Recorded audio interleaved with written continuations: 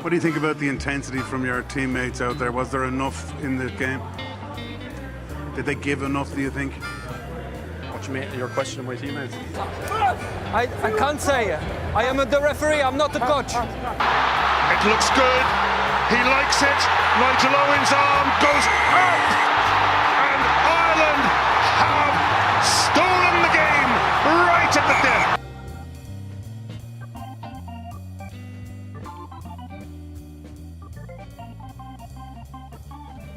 Hello and welcome to episode 4 of the Charge Down with me, Rob, and we got Dave and Neil here. So yeah, we have a lot to talk about tonight. The big one, Munster Leinster, that one was done. A lot happened in that game. Is this episode 4? Yeah, I thought it was episode 5. I'm totally thrown now. Everything's gone out the window. Professional values once again shown by us. So Munster Leinster, yeah. Yeah, it was. There's a match. I think if I remember correctly, we all predicted Leinster would win. Yep. Yes. You two said tight. I said probably slightly less tight, but Well, I'm going to say this. I think if rugby was given a chance to develop in the game, if both teams tried to play, now I'm not saying Munster play dirty, anything but if both teams just tried to play rugby, I feel like 99 times out of 100, Leinster would have come out on top. Yep. I wouldn't be as sure as 99 times. But Well, yeah, you know what I mean. Like, yeah. Well, like in terms of pure rugby skill, we have them. Munster had one man advantage for about at least 60 minutes or so that match. Yeah. They didn't do too much with it. Yeah, if anything, it was just us not doing things. That's sort of what doing bad things and then not doing like rugby related fucking play. Yeah.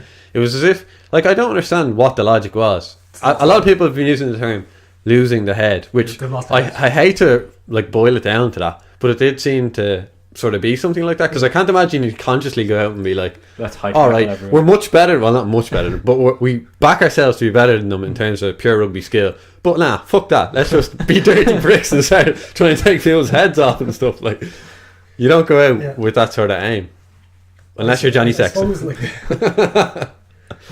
yeah, another one of the people we called in our podcast. Oh god. I suppose like teams are reflections of their captains, and Johnny Sexton was not cool-headed that match. I think this is another black mark against him for being a captain. Yeah. First of all, I don't like captains being in the backs, but it can be okay, like Issa or Brian Driscoll. But he just doesn't have the cool head. No. And he's just narky with refs, which, like, even if it takes a decision for you, it's just going to hurt you in the long run. Yeah, when I'm listening to him conversing with refs, I have trouble respecting the guy, and I really like him. Like, so can you imagine if you're a ref who kind of holds a grudge against certain players, and you're not particularly keen on him, and he comes up to you addressing you in that way, it's going to immediately turn you into your anti-Johnny Brigade, you know. But you said about him being hot-headed and stuff. I wonder if that was a case of he went into the match wanting to lay down a physical marker, hyped himself up, hyped the team up, and the result was what we saw. Or if, say, that incident where your man was deemed to have done something wrong to Johnny. I don't think there was anything particularly wrong with Linehan, was it? Finian Wycherley? Yeah. Like, I don't think what he did was bad in any way, shape or form, but Johnny once again takes exception to something, which he's always fucking doing. He does seem to think he should get special treatment, if you ask me, and I have an issue with this when he starts throwing his hands up and stuff. I don't like to see it, and frankly I think it's petulant. But anyway, he took exception to what Wycherley did and started slapping him with his hat. Why? Like, it made no sense. Get in his face. What are you doing? Like, even for that I think it happened maybe in the first 5 minutes or something, but for that first few periods of play, like, we looked promising. Yeah. It looked like we went out there to spread it wide and attack them in the wings, and then this happens, and from that point on It just falls apart. yeah, just like degraded into this horrible show of petulance. There's a problem because many of the senior players were giving away the penalties. Like Fardy, who's someone who's you expect leadership. Basically, like, match, he just gives away a really stupid penalty. The high tackle. That was on Clote, wasn't it? Yeah, which they get their try from. I didn't remember that now, but I remember the high tackle. The ball was going out. Yeah. And Clote was trying to get it, and it's pretty much out. So all you need to do is touched. And his high tackle's out. Just put in a standard tackle, and Clote goes into the touch. He didn't even need to do anything. Yeah. Like, it was just crazy. Do you think there's a possibility that he was maybe going to try and catch the ball? And No, it was just it's just a high tackle, and we just kept doing it, like, and you expect Leinster just like stop Yep. Like this happens. Okay, it's hot and it's the crowd's getting at you and you're getting penalties. You just cool things down, but just kept going and going and going. Well, that's where you want the cool-headed captain to step in and like, say, "What are you doing?" Not even just Johnny, but like the rest of the leadership, the squad. Like Ty Furlong's not that old, but he's still a senior player essentially. Like him and Healy, these guys should be keeping things cool, keeping things together. Well, I remember the commentator said in that match that Johnny hadn't played in Thomond for 6 years or something. 6.5 years. Which I can kind of see how, knowing his sort of mentality, where he'd have that in the back of his head, he'd be like, I want to lay down the marker and show his boss, sort of Could be thing. last time he ever played there. Yeah, and the other storyline was the way he treated Joey Carberry during that match, and I've no problem with that, to be honest. Like, I have a big problem with that, honestly, You get because the he option. targeted it. If he was spreading it around and you could see, okay, but you could see him going out of his way to go after I Joey. think that's fine. But why? Like, you put, what? you put some hurt on the opposite number, as long as it's legal, it's fine. Like it's. But it was borderline illegal. The supposed knee to the crotch.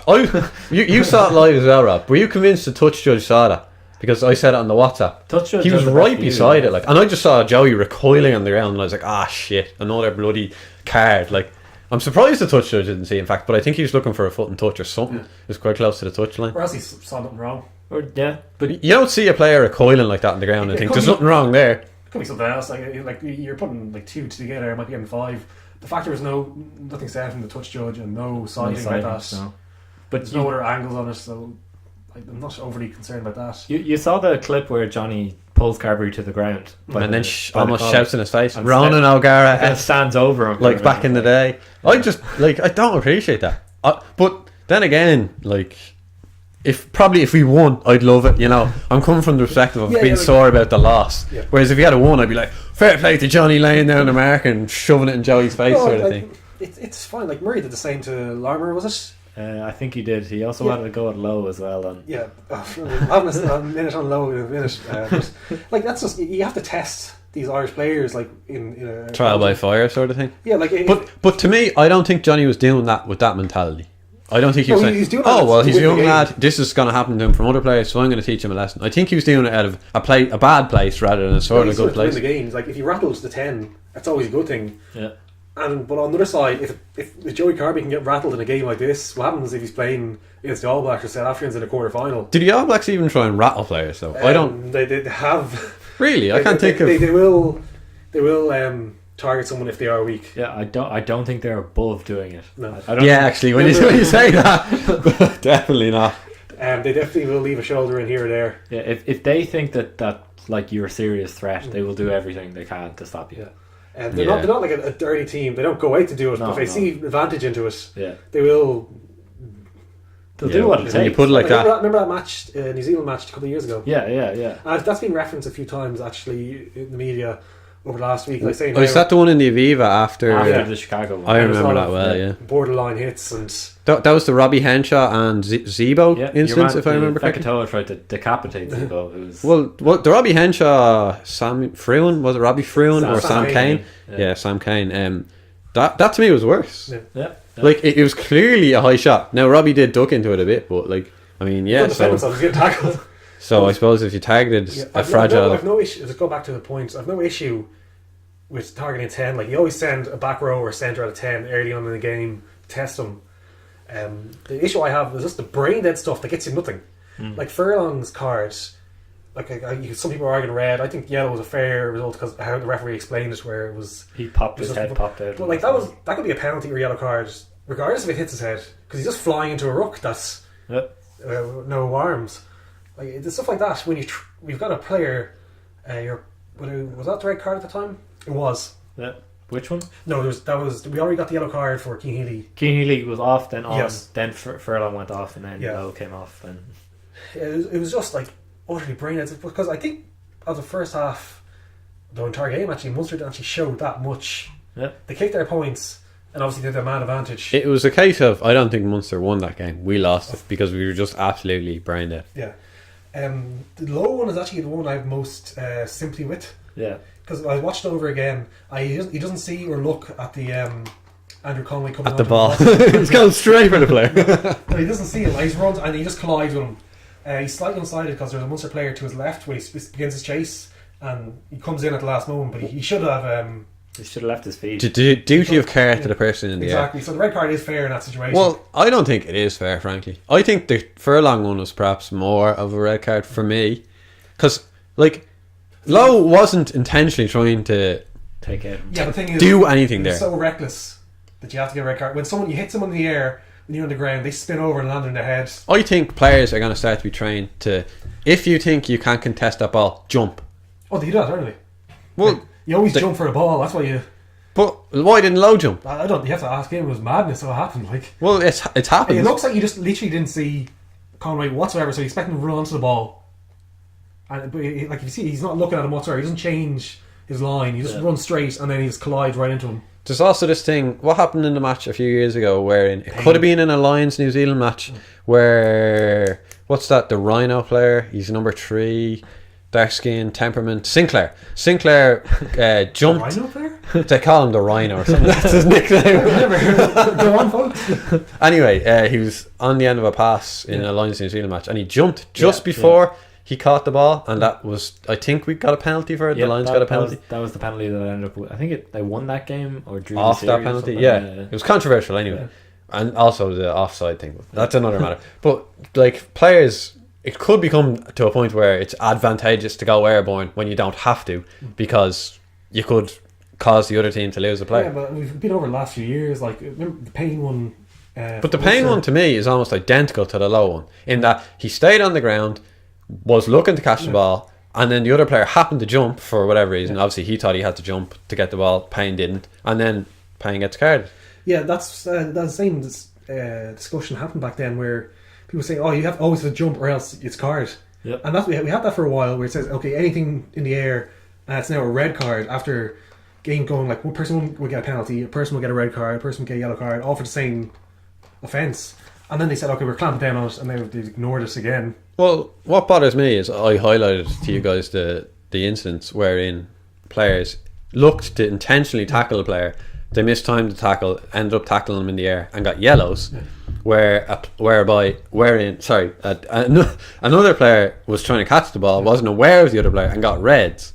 To me, one has intent, the other one doesn't, and yet the ones that had intent got lighter sanctions. Yeah, like the thing is, if you just collided into Conway and Conway fell down and landed on the side, So it's an outcome-based thing, is what you're saying, which is incredibly frustrating for me as a viewer. It really has nothing to do with it in the laws. There's no intent about it. I think intent should be They do factor should it come in. into it. Like if they both jump up and Conway lands on his head, or if you just run into him and he lands on his head, they will give it. And when you bring a tent into it, you're saying, Is this not, by saying the outcome matters then, is this not encouraging players to fake injuries? yes, Well, we don't want that, so... yeah, but it's what it is. Like I don't see Even what it remember the Leinster Connacht match when Roy O'Loughlin tackled what's his name, Quaylen Blade behind the ruck, and Roy O'Loughlin stood over him as if, what are you doing? Like, you could see Quaylen was acting up a bit there, like trying to milk a penalty or whatever. Get rid of it is you ban jumping for contesting. Yeah. Like we're going to have the same issues over and over the years. I was thinking about that. If you did actually ban jumping, what the game would look like. I'd say you do it if you kick the ball, you can't jump for it. Yeah, the issue with that though, I can see happening is that you're setting yourself up to get absolutely smashed every time. Well, As the catcher. Yeah, well, like as if you're the catcher, you're under that ball. no, well, not necessarily. If you're not allowed to jump to contest, you're able to jump up to catch it, to receive it. So people won't be kicking it as much. Okay. Or they'll be kicking it longer, and there'll be less collisions in the air. What about saying that you can't jump while running? That way, it almost makes it more skillful for a full back, say, who has to predict his position even more meticulously to try and be thereabouts where he thinks the ball's going to land, so that he can jump without running. Because it's always sort of, when this happens, it's always two players running onto the ball rather than someone jumps. If someone jumps statically and then gets tackled, like, it looks clearly bloody bad, but two players colliding when they're about running can be an accident, you know. So I mean, that stationary jump thing could be progress. Yeah, we'll have to leave it to World Rugby to we only have so much power at this podcast. Yeah, well, it just frustrates me as a viewer. Like, it's not the first time we've seen this, and it probably isn't the last time. As long as the rules or the laws are like this, we're going to have outcomes like this. Yeah. He got banned for 2 weeks. The Ulster game doesn't matter, but Toulouse game, it could have a silver lining for us, because we'll talk about the Toulouse game more later, but I feel that like Fardy and Gibson Park will probably be very They're handy. strong options in that match. Yeah. I don't know. I would like to see Lowe there. But bringing Lowe means you drop Fardy, and I think Fardy is needed against a big Toulouse back. Because we missed them last time. Hmm. So Last few games actually. But just on Munster, they didn't really do much with the ball. Like they have a mad advantage. They got an intercept try, which was well taken by Earls, but they got a maul try, an intercept try, and Golden boy for Ali no more, huh? was Was that a bad end? Like, it was a bad pass to him, which slowed him down, but it was a bad pass from him as well. he basically took the bad pass and then he's probably forcing it, you think? yeah, These young lads were running out of time. we're down by 9 points. Yeah. So. Yeah, trying to save the day, which I respect. Like, but Jesus, I was incredibly frustrated when I saw that. Like, I didn't say "fuck you" for Ali. I was just like, damn it, lads, come on. So frustrating to see. Yeah, I thought our, aside from their try, I thought our maul and counter maul was quite good. Yeah. Especially against a team like Munster. I thought our scrum was good. We pushed them back when we were down to 7 men in it. They got the ball away, but I was very impressed with that.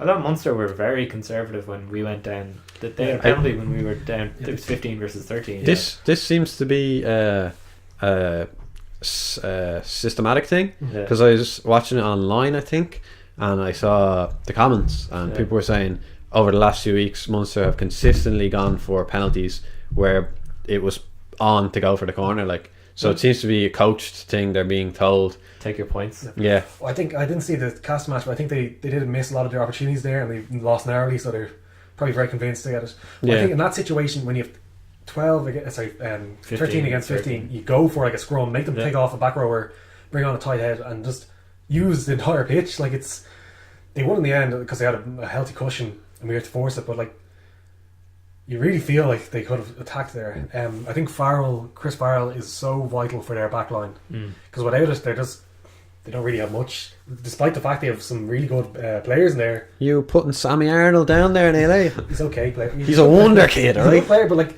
he doesn't really release the back line or get the go forward ball that Chris Farrell brings. And Carberry doesn't seem to be firing on all cylinders yet. he kicked well, both down the line and from the kicking tee, but he's just not doing much. But like, did Carberry ever do much necessarily at Leinster? He created a lot of stuff. I don't know about that. I think he was overhyped, to be honest. The bitterness seeping from It's not bitterness. I don't remember seeing him ever being like really impressed. He was very impressed. Just watch any of the highlight patches back. Like, remember the tries created against Scarlets in the final last year? He just steps Hadley Park, who's a good defender. Just sticks the boot in, and then just turn of pace then to go upfield. Like, I'll take your word for it. Quarterfinal a couple of years ago. So do you think that's like not being comfortable in the environment, or being coached a certain way? Munster's coach poorly in the backs. Yeah. Felix Jones was quite rated by Razzie Erasmus. He tried to bring him down with him when he went to South Africa, but and is Felix Jones still the backs coach in Munster? When you have Farrell, it looks good, but when you don't, it doesn't. So because Farrell is actually like, it's easy to dismiss him as being this huge crash ball centre, bosh everyone, but when you look back at what he's done, he actually has some very subtle he runs great lines, and he can pass and offload. Yeah, he's just a vital cog. But like, your backline being good shouldn't function on one player, especially when they have the talent outside of him. Yeah, and Munster are also like, they would consider themselves serious contenders for Europe and serious contenders for Pro 14. They got to the semi-final last year. They will most likely get out of their group, and they most likely will win a quarter final, and then all of a probably sudden get something in domestically as well. The problem is they haven't shown up away from, aside from Exeter away, which the game they could have won, so it could have been better. They haven't really shown up away. Like, they've had some very poor results, like losing to Ulster, losing to Cardiff. Yeah. It'd be interesting to see how this Connacht match goes. This Connacht match, actually, we'll talk a bit about that now. That's huge. It's second versus third in Conference A. Well, that sort of feels a bit of a narrative I have, in that I feel Connacht are now fighting to be the second best provincial team in Ireland. Which I'm happy about, because I love there being competition there. You know, and 10 years ago you would have laughed at the prospect, but I mean, Jesus, they're they're putting it up. The two, Faenga and Butler in the back row, Yep. very I impressive. think they lack a bit of depth to be the second one, but like their first team is good.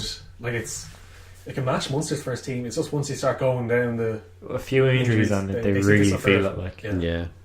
Their team is a bit weakened now. I think Munster might actually get that result because their team that sent out pretty much a full yeah, 23. Yeah. Is Clote back? Do we know? I didn't actually see that, but I imagine not. They have Has he been on the peds? can't say that. Sucking on that mask. the mask. He's back and he's stronger than ever. Keane Kelleher, I don't know if he's watched the Connacht Ulster match, but he had a bit of a howler there. Did he? Someone put up a high ball. I think they had penalty advantage. The Ulster out half or something put up a high ball into the try zone. It was a simple enough catch. There wasn't much pressure on. Went through his hands, bounced off his head, and the Connacht scrum half or wing or something got the ball. Try like. Ulster wing. Yeah, sorry, Ulster wing. But rumours of him coming back to Leinster. Yeah, it's an interesting. I Basing on immediately. that one game, that's terrible. Well, yeah, if you were to base it on one game, but I was thinking this is Fionn Carr all over again. This is going to be the new Fionn Carr. I've seen Fionn Carr being thrown out before, but no, I think he's probably a better player than Fionn Carr. Do Leinster even need him? Like what? Yeah, no, considering next year with Carney up until the World Cup, he may or may not go on after. In fact, McFadden's been injured and he's 33. Yeah. Dave Carney's 30 and he's injury prone, and Tamani really hasn't worked out. So you're down to Larmore, who'll be away for Ireland, and Lowe. Larmour, Lowe, Barry Daly, Adam Byrne. But you Adam need more Byrne. than that for Rory O'Loughlin. You could say. he could, but like these players we need Then elsewhere. there surely must be a few young lads knocking about. Like I just feel this is potentially taking away talent pool from the wider, like looking from an Irish perspective of drawing Kelleher back into Leinster and then using them in a very sort of Dave Carney role, let's say. Whereas in Connacht, if you start in every second week or every week, Yeah. you're just going to build up strength. Like has. this is like Carberry sort of thing. If you have him down a Munster where he's getting his game time, he could potentially blossom into the next section. Whereas just sitting competing with Ross Byrne, maybe he just sort of fades away. You know, well, I'd be worried about that similar thing happening with Keller. Thing is, just 3 positions on the starting team and 1 on the bench, as opposed to just 1 and 1 on the bench without half or something like that. And I think he would get a lot of game time, especially in a World Cup year, considering we probably have That 1 might or be 2. the exact reason they're bringing him back. Actually, You'd I have wasn't 2 to considering 3 players at the World Cup, I reckon, from Yep. the back 3. And he could easily be a starter out of the rest of them. Yeah, he wants to come back and try and fight for his place. Yeah. And It could be a Frinkar situation, Yeah. or it could be a Sean Cronin situation where it works out great. yep. Let's say the Connacht Munster match. If the Connacht out half, forgetting his name right now, Carty. Carty, yes. If he wipes the floor at Carberry, would you make a case for Carty ahead of Carberry? It's possible, but the thing is, we're coming into a World Cup season. These are the hard decisions you have to Yeah. make, though. So does he say, okay, he's back to Carty so far, Joe Smith has. Carberry, sorry. Does he bring someone else new in for the Six Nations? And if not, does he just bring him in for the pre-season? Well, it would almost be worth throwing the Six Nations in a sense, not fully throwing it. You- Well, yeah, I suppose you want the confidence first going rule in. of IRFU is Six Nations is primo. But you got to give these young lads a You can't, shot. that was the problem for us for years. It's like, well, you can't send the kids out in Six Nations because it's too important. You can't send them down to summer tours because, They'll get killed. Like, and also they expect good teams to be sent Yeah. out there. And you can't use them in the autumn internationals because you have to win them for World Cup rankings. yeah. Now it's changed a bit, and that's especially in Joe Smith's time. But you don't mess around with Six Nations. I don't care about the World Cup if it causes us to lose Six Nations. I don't know, I just like Carty. I like the way he plays. It could be just a blip. It could be a start of a. Looking at Carty Great at Connacht and Carberry at Munster right now, I prefer Carty as a player. Yeah, he. But he hasn't. To me, he's bossing the games where Carberry isn't. True. He hasn't experienced at international level though. Like he could put him at international level and he could do nothing. While Carberry's actually performed at international level. Beating New Zealand. Yeah. he's played. He started a few games, but like he has actually had experience in the camp with the systems like that. So you could bring Carty in. But I don't think it will happen because Joe's invested so much in Carberry, and then he's starting to invest in Byrne as the backup after that. I don't think there's any harm in bringing Carty in if they're bringing in a very extended squad. Yeah, but the thing is, like, there's only so much you can do. Like, if you try bringing all the outhouse in, someone's not going to get game time. Yep. Yeah. So like, I think if he did this at the start, if he was picked to start during the All Internationals, he'd have a better chance. But What about it? Like, there's a lot of rugby to be played now between now and the World Cup, but one injury to any of those three guys. oh, you imagine being. And To be honest, I think one injury to Carberry or Sexton, he'd be in the squad. I think he's leapfrog Byrne, but yeah. so I suppose looking forward to the Ulster match. If no one has anything more to say on the Munster game, Yeah, the Munster Connacht game. I don't know, predictions maybe. I'd say Munster squeak it. Yeah. Where is it? Is it in the sports ground Yeah. or? It's in the sports ground. Connacht are putting out a It's very strong team. Tom Daly's actually in the centre for that match, which is going to be Munster probably wouldn't be. I mean, like they need to win though. Like Connacht go ahead of them if they win, don't they? So this is a pride thing almost. You don't want to get leapfrogged by Connacht. Well, it's a big thing. They could like if Munster don't win this game, they could find themselves slipping and considering Munster have used those players a lot. yeah. Like they've used like multiple games in a row of their best players, so they won't have many of them back for the rest of the season. Yep. Should be a good one, I think. I can't really call it, to be honest. I would hope Connacht win, but Wouldn't be surprised. yeah, either way. Again, I just want to see a good match. Like, Yeah. not too pressed about the result. Just want to see good progress, good game. I think Connacht will put it up to them, but I just don't see them lasting the distance. I think Munster have put out, I don't know, they've got Ty Byrne, Peter O'Mahony's back. Chris Farrell's back, I think. Yep, Chris Farrell's Oh, back. jeez. Both Tommy O'Donnell. That back row in particular actually is going to cause a few problems. Is Tommy O'Donnell back as well? I don't recall him. Yep, Yeah. he's back. The only thing is, like, will Munster continue their away form, or will they? Yep. This is probably the closest to a home game you can get while still being an away game, I'd say. But so then we got Leinster versus Ulster on tomorrow, which we're all going to, so that should be interesting. Very changed teams. I think we're going to hammer them. Yeah, That's about it. I went through the Ulster team sheet and I was like, I either don't know who these players are, or I know Is Nick Timoney playing? Yes. or I know that they're cast-offs from Leinster. They just don't have depth, and they said, okay, we're not going to win this game. Send in the kids and second choices and whatever, and that's just it. Yep. I think the spread is at 20 something points. Nick for Leinster. Timoney came out and said He's coming for us. he said they're disrespecting us by not fielding an equivalently strong team to that against Munster. So we got to show them that we're. Do you actually say that, or you just No, that's a quote from him in an article or something like. Why would I just say this? But he has a point, dude. Pricey rumours. But like I would say also probably behind Connacht and Munster and Leinster at this point. So I mean, we used to field suboptimal teams against Connacht regularly. So why would we treat Ulster any differently? I mean, they're missing. And we got Henderson. a great record against Ulster. We lost a game a few years ago, which I'd completely forgotten. 2013, I think, was Yeah, it? 2013 or 14. Yeah. Just wiped that from my memory. Oh well, I think it's because I think they Is that won. another Connor special? Was it a- No, I think they won that game, and then but ultimately it didn't mean anything. Yes. And then when we played them again, when it actually meant something, Oh, we won. So it was kind of like they achieved something, but not a lot down when it really mattered. Returns for Jack McGrath, Rob Kearney, Barry Daly, which is great to see those three back. They'll be needed against Toulouse. I don't remember Carney getting much of a run of consistency between injuries of late. He had a good season so far, and then just after the Autumn Internationals, he got injured after the first Bath game, and he hasn't played since. Like his season normally has been pretty good, aside from that, if I recall correctly. He's getting a string of games together, so hopefully he'll be fit for Toulouse. Oh, what's this? Max Teagan at 8 ahead of Doris. I'm loving it. That's World Player, Under 20 Player of the Year, Max Deegan.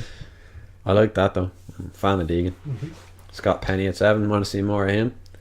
He just keeps scoring tries. I'm not really sure how good he is, but It's a big opportunity for these guys to kind of impress and kind of get their names out there, because if that Ulster team is as weak as we think it is, then there's going to be points and tries to be had there.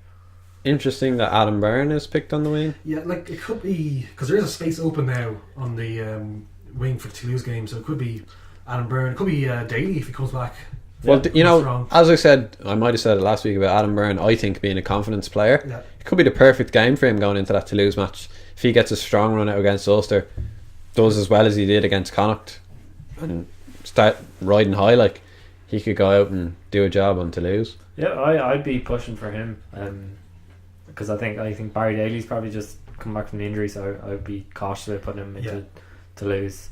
Adam Byrne, I'd say, is probably one of our foreign players at the moment. Yeah, there is concern, obviously, that there's this thing going around where his defence maybe isn't as good as it should be, or his positioning isn't great.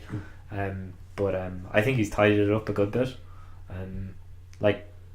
I don't think he's a liability, so I'd be willing to stick with him for what he gives us going forward. Yeah, definitely. He gives us a lot going forward. It feels kind of shit though that, I don't know, you probably maybe feel the same way about me about Ulster, but just talking the way I am about them, like 7 years ago they were European final. yeah, you know, If it wasn't for us, Then they fired the coach. They'd have a cup and a couple they of were leagues. good. Yeah. They were contenders, and now look at them, kind of a bit To be honest, I shitty. think Claremont would have hammered them too Yeah, if they got to yeah, the final. yeah. So I hate to see any Irish province yeah, not doing well. They weren't that good until around 2010, and then you started getting a bunch of players, like a small group of like South Africans and Kiwis. They brought like I seem Payne, to recall Ross, it was. Afoa, Muller, Wannenberg, Pienaar. They got those in a short time. You're forgetting about the most important one of all, yeah. Robbie Dyack. No, he's been there longer than that. He spearheaded the whole operation, and he's the only one still left there. Like, He's gone. no, not Robbie Dyack. Headed back to South Africa. Legend that he was. And they got Chris Henry playing really well, and they did like a bunch of Irish players they brought through at the same time. And they're a really good team. But if it bloody annoys me that they didn't win it, like, Yeah. because they hit a pinnacle, and it Yeah, was well, their we time in a kept beating sense. them. Yeah, that's the thing. We were just like that little bit better than them, which great. Got and all. to a couple of semi-finals of the Pro 14 or Pro 12 back then. But just weren't good enough. You have to remember there was that one final that they had to play in the RDS because their own stadium was Being built, rebuilt at the time. it didn't have enough capacity, so they kind of look at that one and I'd say I'd be really annoyed at that one because you played well, like you dominated the league all The year. bitter Ulster fans. When you just both browsed the rugby subreddit. Do you know something about Ulster fans? They're incredibly bitter, and it's hilarious. They just bitch about everything. I'm just sitting back in my Leinster seat, like loving it. Winning trophy after trophy. When the coach wins the league, we fire him. Not good enough. Yeah, it's just. I think they have sorted out a lot of it, but it'll take a few years when they develop players from Ulster to go into the pack and the back line. The back line's okay, but Well, we've spoken before about the amount of Leinster players playing in their front forwards, like, and I mean, it's sort of disincentivizing other Irish clubs from developing it. Like, There's no one to develop. Leinster have such an output of talent that it's all, you could almost make a case for starting up a second Leinster team, like Leinster as soon as that 2.0. happens, the talent dries up and you're stuck with two. Yeah, Leinster two and average two, teams. Yeah, you're probably right. We're not Leinster are dominant, but I don't think we're that Well, dominant. I've stated before that I'd like to see Leinster being split into wider Leinster and then Dublin. I think that'd be cool. It'd probably be stupid as a Leinster fan because, like, where does my allegiance lie then and all that, but I just think it'd be an interesting little project to do. Like, I think it'd be great if we fired all our players. Just fired people off the street. That would be good too. This is crazy ideas. Yeah, but I think McFarland is a good coach to do this kind of thing because they're just so dysfunctional in the last few years. Like, so you know that meme where it's the screaming child and the mother's like, "Why can't you be normal?" That's what I feel like screaming to Ulster. there was all that thing with John Afoa as well, wasn't there? It was weird. It was just Jonathan wasn't too worried. He just got bought out and left. No, well, he said, "Oh, my family's sick." Went off. Oh, And, yes, yeah. I was confusing him with John O'Gibbs. Who also sorry, John O'Gibbs is who I meant to say. I think Jonathan actually did say something like he's going back to New Zealand and he's ended up in Gloucester. Lost on the way home. Mass exodus. You're left with everyone except for It's just a poorly run organisation from that point of view. Like, financially they're okay, but they just they don't get the same leeway, I feel, like that Munster get, for example. Munster can sign Jokers left, right, and centre. Like. yeah, it seems to be fine for them even though they have the biggest squad. Well, you get Maine Nagel, like you can't argue with that. Like, Played well against Munster, but then turns out he's absolutely a terrible player when he's not playing Munster. I honestly like. I think he definitely is a benefit of the fact that he is so tall. Like, And he got man of the match 7 years ago in Australia. yeah. So it's kind of one of these situations where guys like him don't just appear out of nowhere. So you kind of like, it's like Toner's career, like at the start didn't really go. Well, I mean, you'd want to be pretty fucking good at spotting talent to say when Toner first started, geez, he's going to be great in 10 years. Like, I think most people would have looked at him and said, he's only there because he's tall. Yeah. Well, like I forget the exact percentage, but over 6'8" and above, it's like 10% of American males of that height play the NBA. Yeah. Like, so like, if you have the physical attributes, like you're going to get a chance. But I feel basketball is a little bit different. True, but like I'm saying, for like if you're, Well, I suppose that is how Toner got a start. Really, was purely as a line-out merchant, and then he developed the skills that he has today. Which fair play to Schmidt for keeping him on. Like, I think he's probably the player. The player that benefited the most from Schmidt being coached at Leinster and at Ireland. also, as someone who hasn't watched rugby for too long, he's the player I've seen the most improvement in from start of his career to now. Yeah. Like, he's just immense. You could always count on him to make like 2 or 3 handling errors in a match back when he started. Yeah. He was just so bad at ball in hand. or just get like driven back, and now you take a bad carry, and you get the ball back in even terms. Like it's amazing how even in the last couple of years, he's improved all the aspects of his game. Like he's got over 50 caps under Joe Smith. I like imagine like when Joe Smith left Leinster saying that Devon Toner, he's the cornerstone of the pack. He got man of the match versus wins against South Africa. Yeah. He's got 2 wins against New Zealand as well. All these accolades. In that last New Zealand match, he looked better than Brody Retallick to me. Yeah. Which just says an incredible amount. He hit him hard early on. That was a good hit, alright. James Ryan helped as well, but Why can't Nagel do this? he's just not good. He's not physical. that's essentially it. But a bit of belief, like, He's not an athlete. he needs someone to get behind him. He needs a Schmidt type He character. doesn't seem to have any aggression. He's just there because basically He's picking up the paycheck, is what you're saying. I think he's doing like a post doc or something along those lines, or a postgraduate degree. I'm And sorry, he's just in but Dublin. look at Jamie Roberts, who was earning But his. Jamie Roberts is a good player. Okay, He was a I suppose. fast-ish and big back.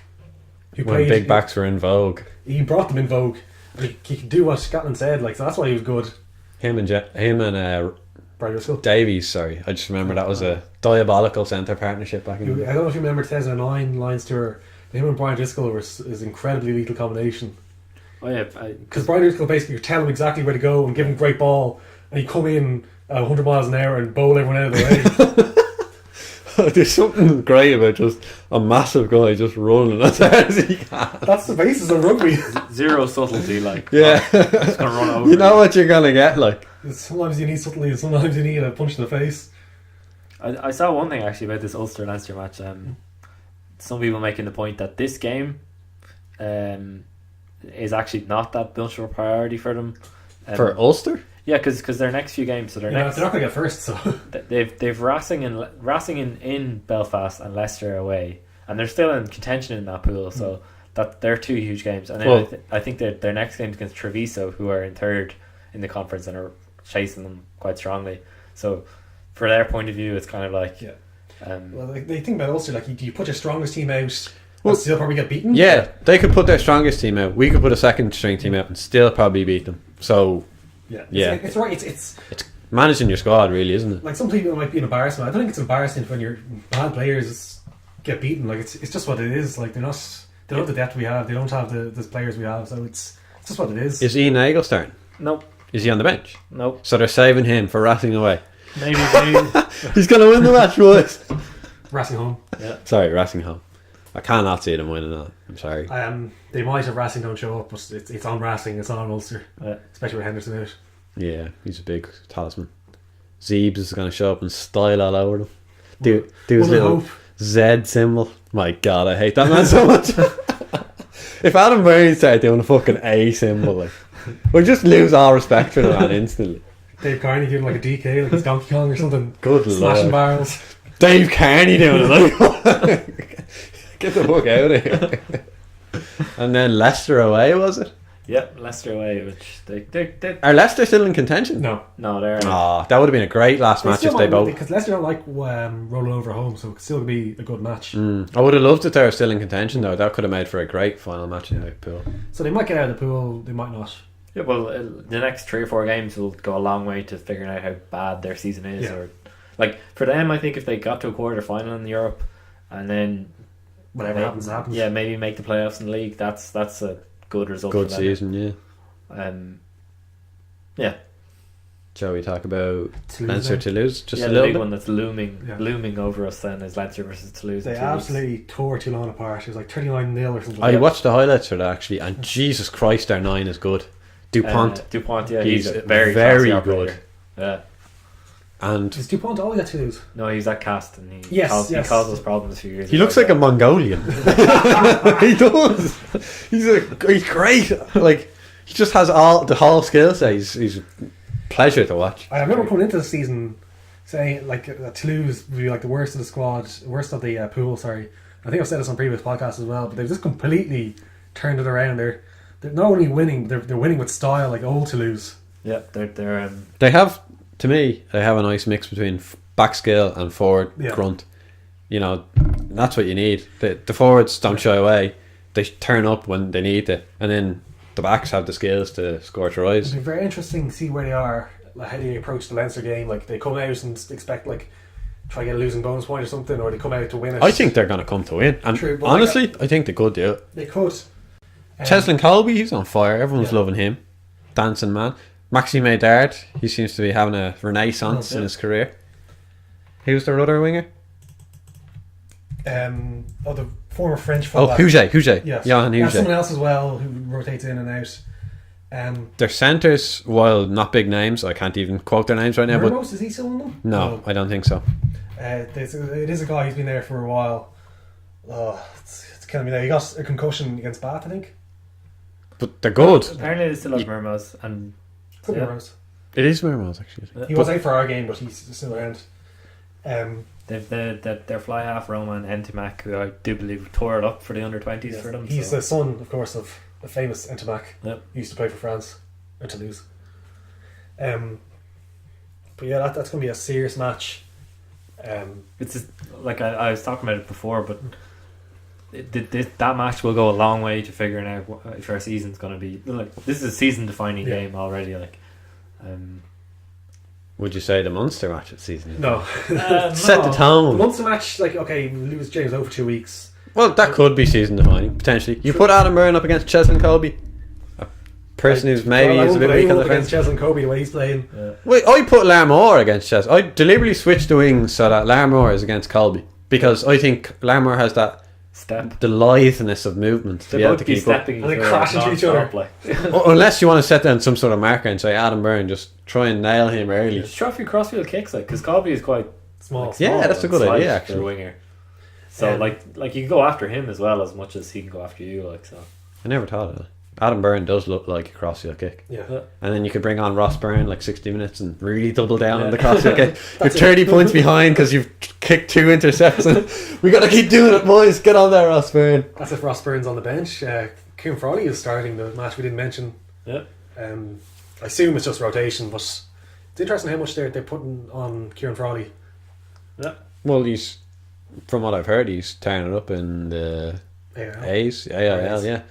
So, I mean, you know, he looks very promising. All of us haven't seen him a few times. Every time we've seen him, we've said, Yeah, because I remember last year was his first game. He comes on a sub and he immediately threw himself around, which I thought was very impressive. he gives a shit. You can see that. Like, it's not like a certain 12 is playing for Leinster. That's immediately a good point for me as well.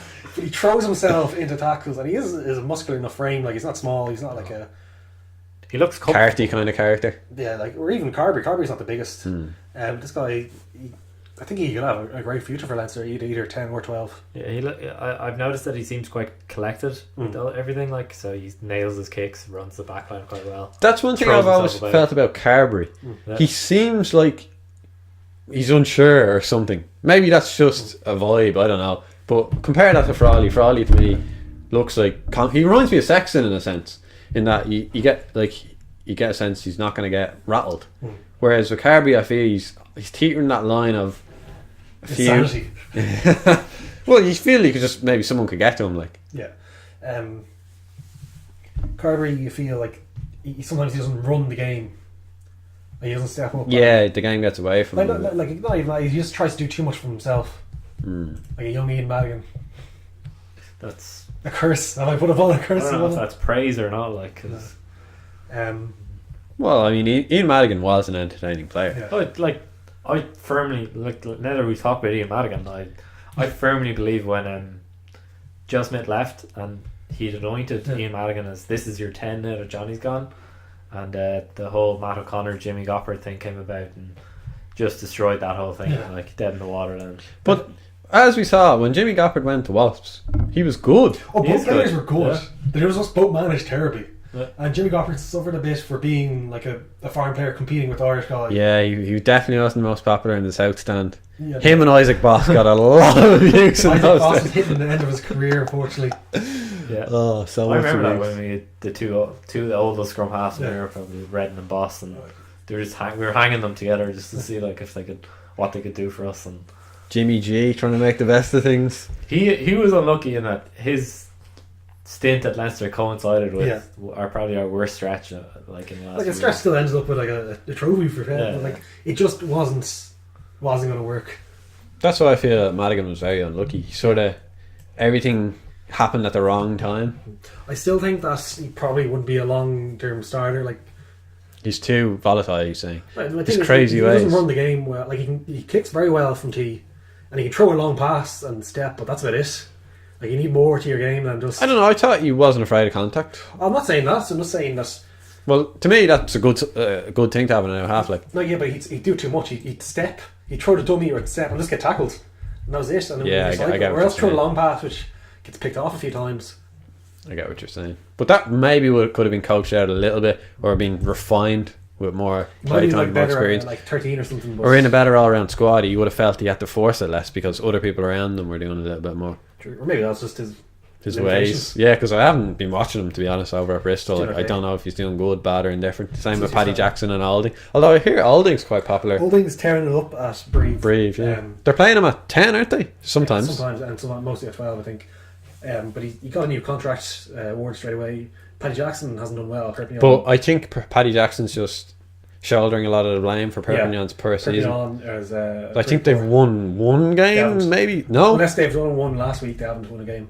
I think they've won one, but even we don't know that. Like, but yeah, it's like you can see how home fans would get like Yeah. scapegoat, Apparently- like sort of like what happened with Goppert and Leinster. Apparently, whenever something goes wrong, especially in the lower level French teams, the foreigners get blamed. Like the foreign players get basically saddled with the blame. It happens here too. Dyack, Goppert. They're all Leinster there. fans always supported Dyack, like, and those the players. No, I mean, like, No, I respect the them. players themselves won't blame. What I'm saying is in the French that the team will blame the foreign players. Oh, the team. Yeah. I thought you meant the crowds No. and fans. They Okay, might do that's as well, different. That's pretty bad. It's kind of like that here too, to an extent. Like in that, but, no, not. well, not we don't turn on our foreign players like that dramatically, but there is that element of like a lot of the foreign guys are going to be on the bigger pay packets and all that kind of thing, and like let's take Joe Tamani for example. Like, he signed for Leinster, and on paper he sounds really good. A Wallaby international, good bit of experience, but I don't know. He hasn't really done much for That's us the thing yet. is, like, people just don't think he's playing well. It's not like the squad's going to come Yeah, out. I don't get a sense that the squad Oh is no, turning the against squad them anyway. would like Yeah. it'd be a dark day if the squad started turning on the players. And, They're at their most successful time in the whole career and they just start blackballing this one guy for no reason. But you'd feel for Tamani a bit, you know. I'm hoping that he'll turn it around and get some game time and show us what he can do, because Yeah, I think we'll see maybe next year, because he's been out for, he's going to be out for a while with this. we saw him there taking photos with the fans. last week. Yeah, last week, which was good to see. Yeah. You'd think if he wasn't comfortable, he wouldn't be out doing that. So it's good to see. Shows he cares. He probably won't turn out to be much, but like, so happens sometimes. Signings don't work out. Yeah. Is that it for today, or is there any more topics? I'm trying to think. I think we've pretty much covered everything. Like last week was the Leinster Munster match was the biggest one. Anything else? I think we're good. I see Underhill for England might be out for the Irish match. I was very worried about him. Yeah. Like him. I honestly thought we were going to have to game plan for him big time. Yeah, like a Tyburn when you're playing Scarlets last year. Yeah, and just you have to take him out of it. So if they lose him for that game, that's a big loss for them. Yeah, because if you look at the England back row choices, Vunipola starting this week, so he's back. he'll be injured again. Don't worry about that. Sometimes I think players are almost too big for their own good. Feel it happened with Ferris. Feel it's happening with O'Brien a bit. Vunipola. I just think. Well, something your body can't take that much. If you put on weight, like even if it's muscle, your joints don't get bigger. They still have to. You just put more That's why. pressure. The reason I say that is I remember reading an article about Sammy Arnold. He was saying that he was getting a lot of knee injuries, and then he lost maybe like nearly 10 kilos or whatever, and since then he feels healthier. Like he feels like he can run on his knees a lot better. Yeah. That's the thing, you're not some fucking prize animal. Not everyone's going to be able to take those sort of weights on your frame. Well, like seems to be the most explosive players seem to get injured. Like the Tuolagis, the Hendersons, someone like Toner or Cullen would be very rarely injured because they just don't have that much quick twitch fibre in there. I never thought about that. Like Sean O'Brien as well, like he's an explosive player because he got injured. Healy has a lot of injury worries over the years. These type of players just seem to get injured more. I think it also relates to genetics. I remember there was a show with Tommy Bowe related to genetics where they were Dr. like Bowe. What? Dr. Bowe investigates. No, they were like doing sports, the relation between genetics and sports people, and they were like ranking it by like say A, B, C, D or whatever, and they said Tommy Bowe was a B, but they were saying the A people just are superior. They're like genetic freaks essentially. Sort of poor old Tommy Bowe. They heal quicker, they get injured less. No, Tommy Bowe wasn't the worst, but he wasn't the best either. He was sort of like middling. So these people succeed in sport, but they're not like freaks, world beaters essentially. Poor Tommy Bowe with his grand slams. Tommy Bowe was a great player. This is what they said on the show. It sounds like pseudoscience. Like the best can put on weight easily. They can lose it easily. Sort of like he's not even a sports person, but Christian Bale. Did you ever see pictures of him? He's a freak. He just takes steroids and eats ice cream to get big. Do you think that's what it is? That's what it is. Did he admit that? He said he eats loads of steroids. He said he eats loads of ice cream. That's how you put on the weight so quickly. But you have to take steroids. It's just a fact in Hollywood, isn't it? Yeah, you don't get that big. And you train like every day and you sleep out long. But they have to take drugs to get that big. So you're saying that's rampant in rugby too? Hot take. No, throwing them under the bus there. You actually have to perform in rugby as opposed to just look the part. Yeah. What about the Chris Clotes who just were? Big gun Clote. Yeah. What about Pocock? Wasn't there some suspicion of him? We can't say that. I remember looking at something. He was trying to. He went on a boating trip with his family or something, and he brought his bench press and. Yeah. He like stayed away from rugby for 6 months or something. Came back and was all of a sudden really good, really physical. Well, no, that's okay because if you take a break from rugby and you come back, you basically got a full. You're refreshed, like you're hitting the gym, so you're going to be got like. That's not to say a player would not be on drugs after a break like that, but like taking a break and come back refreshed is not overly unusual, especially a player as good as Pocock. And I've read online too a lot about the South African development system. There seems to be a big grey area around that. Whereby people get caught in South African schoolboy rugby for doping. But this is it. They're all taking these mysterious sabbaticals, and then come back and are like bigger, and stronger, different men. Let's say. Well, like for rugby, for example, there's a lot of talk about you just take it for a short time, whatever performance enhancing drug, and you put on that weight, and then you just be able to maintain it without performance enhancing drug use. Like that might happen more in academies and young players because if you get bigger than everyone else, you have a definite advantage in that age group, and some academies won't take it in if you're too small. Like in a way, they're. What about that picture of 9-year-old Billy Vunipola? I reckon his mum was pumping him. He's a big lad. Yeah, but it's crazy to see that. Like he looks like about 10 years older than all the other kids. That's what happens. Like some people are just bigger for their age. I suppose this is the thing. You can't throw out accusations like I've been doing about Clote. These baseless accusations. He could just be a freak. Yeah. I'm sorry, Chris Clote. Alright, I think we'll leave it there for tonight.